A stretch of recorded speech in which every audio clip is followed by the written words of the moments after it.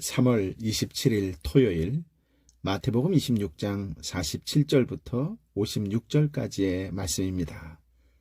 성경은 하나님께서 죄인들을 오래 참으시는 분이심을 누차 증거하고 있습니다. 동시에 그분이 영원히 죄를 참으시는 분은 아니라는 점을 또한 분명히 하고 있지요. 예수님과 오랜 시간 동안 함께 지내면서 예수님으로부터 진리의 말씀과 경고의 음성을 들으면서도 회개하지 않았던 사람들에 대해 주님은 어떤 태도를 보여주셨을까요? 먼저 47절부터 50절까지의 말씀을 함께 보겠습니다. 예수의 말씀이 채 끝나기도 전에 12 제자 중 하나인 유다가 다가왔습니다. 유다 곁에는 대제사장들과 백성의 장로들이 보낸 큰 무리가 칼과 몽둥이로 무장하고 있었습니다. 그리고 예수님을 넘겨줄 사람이 그들에게 신호를 보내기로 정해 두었습니다. 내가 입을 맞추는 사람이 바로 그 사람이니 그를 붙잡으시오. 곧바로 유다는 예수께 다가가 랍비여 안녕하십니까? 라고 말하며 입을 맞추었습니다. 예수께서 대답하셨습니다. 친구여, 무엇을 하려고 여기에 왔느냐? 그러자 사람들이 한 발자국 앞으로 나오더니 예수를 붙잡아 체포했습니다. 아멘. 예수님은 유다가 군인들을 데리고 겟셋마네 동산으로 오리라는 것을 아셨습니다. 그런데도 피하지 않고 평소 기도하던 장소에서 똑같이 기도하셨습니다. 예수님이 체포당하시는 과정은 예수님의 허용 가운데 진행되었습니다. 유다는 예수님께 대해 거짓된 사랑을 가진 사람이었지요. 신약 성경에서 입맞춤은 주로 존경과 화해와 사랑의 표현으로 사용되었습니다. 말하자면 유다는 연거푸 예수님께 존경과 화해와 사랑을 표현했습니다.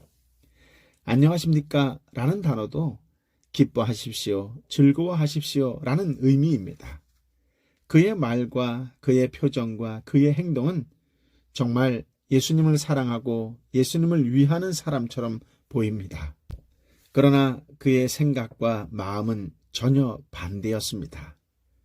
아주 세속적인 사람 중에서가 아니라 제자들의 공동체 속에 이러한 인물이 있었습니다. 예수님은 이런 유다를 어떻게 대하셨을까요? 친구여, 무엇을 하려고 여기에 왔느냐? 신약 성경 전체에서 친구여 라는 말은 마태복음에서만 3차례 사용되었는데요. 나머지 2곳, 즉 20장 13절과 22장 12절에서는 상대방의 잘못을 스스로 깨닫게 하려는 상황에서 사용되었습니다. 그렇다면 여기서도 예수님께서는 유다가 무슨 짓을 하고 있는지 스스로 깨닫도록 내가 지금 무슨 짓을 하고 있는 거야 하며 돌아서기를 원하셨다고 생각할 수 있습니다. 예수님은 그동안 함께했던 동료요 친구로서 유다의 행위에 대해 깊은 안타까움을 느끼셨던 것이지요. 그런데 여기서 참 특이한 것은 친구여, 그렇게 해서는 안 되네 라고 막지 않으셨다는 점입니다. 51절부터 53절의 말씀을 보면 오히려 유다의 행동을 막으려고 하는 한 제자의 행동을 막으셨습니다.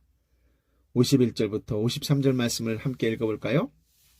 그때 예수의 일행 중 한 사람이 손을 뻗어 자기 칼을 빼고는 대제사장의 종을 내리쳐 그 귀를 잘랐습니다. 예수께서 그에게 말씀하셨습니다. 너의 칼을 칼집에 도로 꽂아라. 칼을 뽑는 사람들은 모두 칼로 망할 것이다.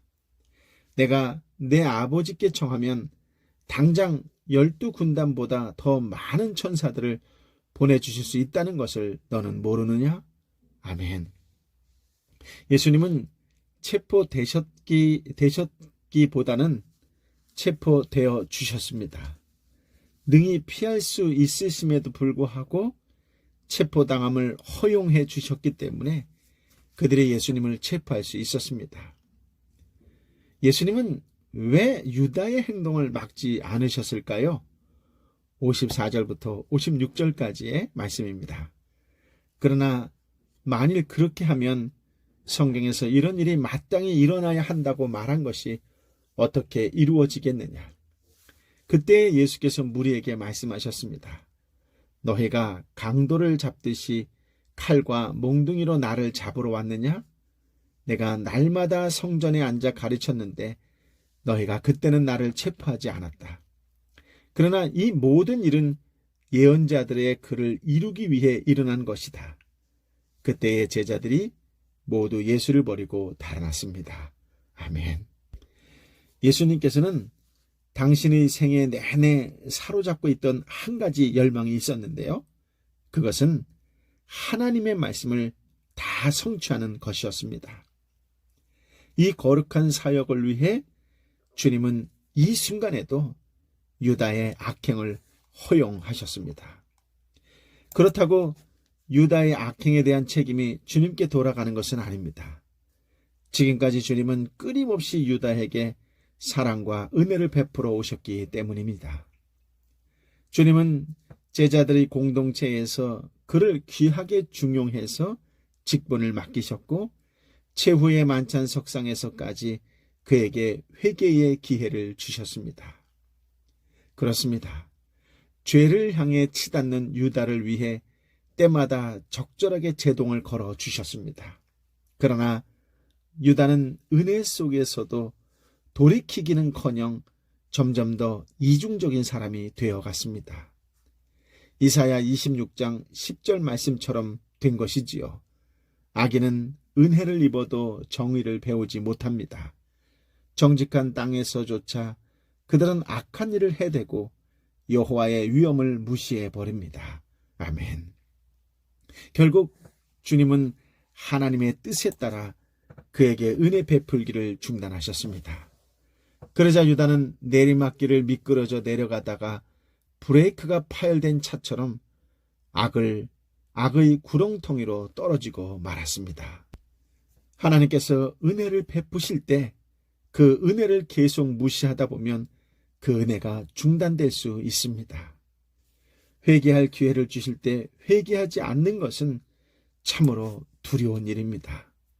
그 악행의 심각한 결론을 아시면서도 친구여, 무엇을 하려고 여기에 왔느냐?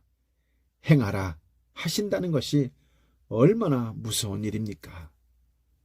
우리 시대는 은혜라는 말을 값싸게 여겨 죄짓기에 담대한 경향들이 있습니다. 그래서 성도라는 이름을 가진 사람들은 많으나 기독교 윤리는 땅에 떨어져 있습니다.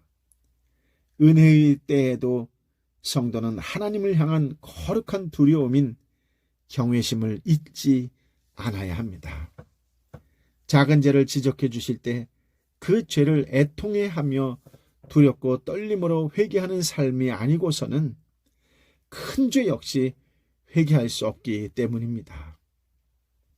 은혜 속에서 살아가는 삶이 하나님에 대한 경외심을 잃어버린다면 상당히 심각한 문제입니다.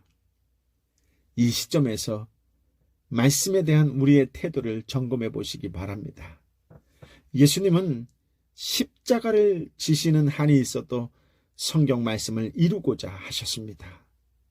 이토록 권위 있는 말씀을 우리는 두렵고 떨리는 마음으로 대하고 있습니까? 혹시 내 나름의 주관과 기호에 따라 말씀을 선택하고 적용하지는 않으셨습니까? 그렇다면 무엇보다도 말씀을 대하시는 예수님의 태도를 담도록 노력해야 합니다. 말씀이 언제나 우리에게 위로와 힘만을 주지는 않습니다. 때로는 징계와 질책을 주실 때도 있습니다. 말씀을 이루기 위해 목숨까지 바치신 예수님을 기억하며 권위 있고 능력 있는 하나님의 말씀을 귀하게 여기고 소중하게 듣고 행하는 신실한 성도가 되시기를 바랍니다. 주님의 한량 없으신 은혜 속에 살면서도 언제나 하나님을 향한 거룩한 두려움을 잃지 않고 참으로 은혜 받은 사람답게 하나님 백성답게 살아가는 성도들이 되시기를 예수님의 이름으로 축복합니다. 아멘. 아버지 하나님, 오늘도 참으로 귀하고 복된 생명의 말씀을 허락하여 주시니 감사합니다. 예수님께서 그 어렵고 힘든 고난의 길을 기꺼이 자처할 때에는 참으로 인간의 눈으로, 인간의 생각으로, 인간의 판단으로 도저히 용서할 수 없는 사람까지 용납하시고 용서하시는 그 모습을 우리에게 보여주시니 감사합니다. 거짓된 사랑 앞에서도 진정한 사랑으로 대하시는 그 예수님을 바라보면서 과연 나는 어떤 삶을 살아왔는지를 되돌아보게 하여 주시니 참으로 감사와 또 감사를 드릴 수밖에 없습니다. 어찌 보면 거짓된 입맞춤이 나의 입맞춤은 아니었는지를 되돌아보게 됩니다. 어찌 보면 안녕하십니까? 라고 안녕하십니까? 라고 인사했던 그 모습 속에 유다의 모습은 아니었는지를 돌아보게 됩니다. 그럼에도 불구하고 주님께서는 친구여 하고 불러주시는 그 따뜻한 음성, 오늘도 듣게 하여 주시니 감사합니다. 무엇보다도 힘들고 지쳐있는 영혼들에게 예수님의 이 따사롭고 위로가 되고 힘이 되는 친구여 라고 하는 음성을 듣는 은총을 더하여 주옵소서. 다시 일어설 수 있는 큰 위로와 사랑을 얻게 되는 하나님의 음성이 직접 듣는 은총을 더하여 주옵소서. 아버지 하나님, 어떤 상황과 환경 속에서도 약속된 말씀을 이루시는 예수님을 바라보면서 오늘도 진정으로 주신 말씀을 깨닫고 아는 대로 순종하며 살기를 다시 한번 결단합니다. 진정으로 하나님의 백성답게, 진정으로 은혜를 아는 자답게 살아가는 오늘이 되게 하여 주시어서 너무나 어렵고 힘들고 지쳐있는 영혼들을 위하여, 두렵고 떨리는 생활 속에 살아가는 영혼들을 위하여 기꺼이 따뜻한 손이 되어주고 따뜻한 온기가 되어주는 하나님의 사람, 성령의 사람, 예수의 사람으로 살아가는 오늘이 되게 하여 주옵소서. 오 성령이여 임하여 주옵소서. 오 성령이여 인도하여 주옵소서. 이제는 길이여 진리여 생명 되신 우리 주님 예수 그리스도의 은혜와 아버지 하나님의 크신 사랑과 성령 하나님의 위로 역사 교통 충만하심이 주신 말씀을 붙잡고 은혜를 아는 자답게 은혜를 기억하여 은혜에 따라 사는 삶을 끝까지 살겠노라고 결단하고 결심하는 하나님의 사람들 한 사람 한 사람 머리 위에 하나님의 백성답게 어느 곳에 있든지 간에 당당하고 담대하게 주 예수 그리스도의 이름을 선포하며 살겠노라고 결단하는 하나님의 사람들 한 사람 한 사람 머리 위에 저들이 애통하는 심령으로 함께 기도하는 삼토와 일토와 공동체와 내 사랑하는 열방의 선교사님과 선교지 위에 함께하여 주옵기를 간절히 축원하옵나이다. 아멘.